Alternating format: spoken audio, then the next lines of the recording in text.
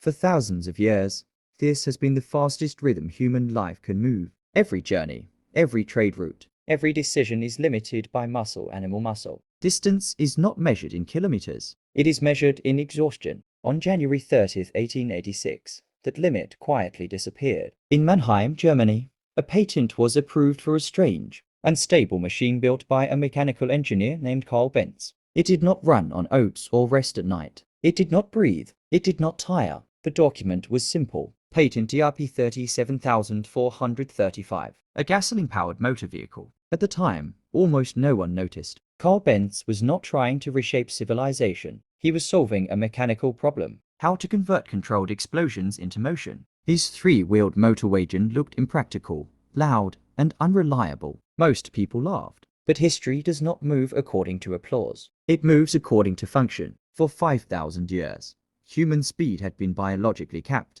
Empires expanded only as fast as horses could travel. Cities grew only where roads allowed. Most people were born, lived, and died within a small radius of land. That patent broke the equation. For the first time, motion was no longer tied to life. Speed was detached from biology and handed over to machines. The immediate impact was subtle. Blacksmiths still shaped horseshoes. Carriages still filled streets. The world did not change overnight, but systems began to shift. When speed increases, distance shrinks. When distance shrinks, isolation collapses, markets expand, labor moves, borders soften or harden in response. The automobile did not just move people. It rearranged how societies organized themselves. Roads replaced paths. Cities stretched outward. Time itself became compressed. What once took days now took hours. What once required planning became spontaneous. But every gain came with a trade. The living rhythm of animals was replaced by mechanical urgency. Silence disappeared. Land was carved open for fuel.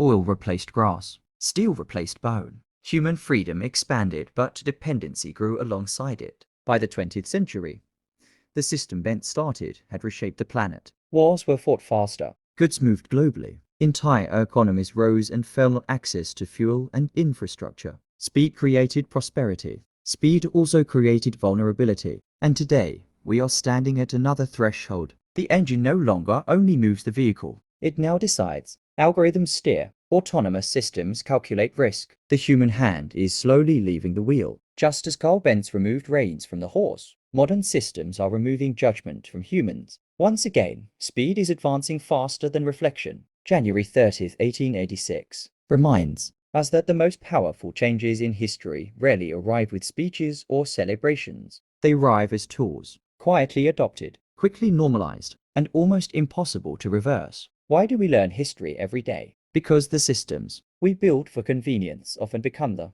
structures that govern our lives, and understanding their origins helps the present generation decide whether new tools will become chains or wings for the future. History is not old. History is living inside us. One day, one event, one lesson. Mr. Feedy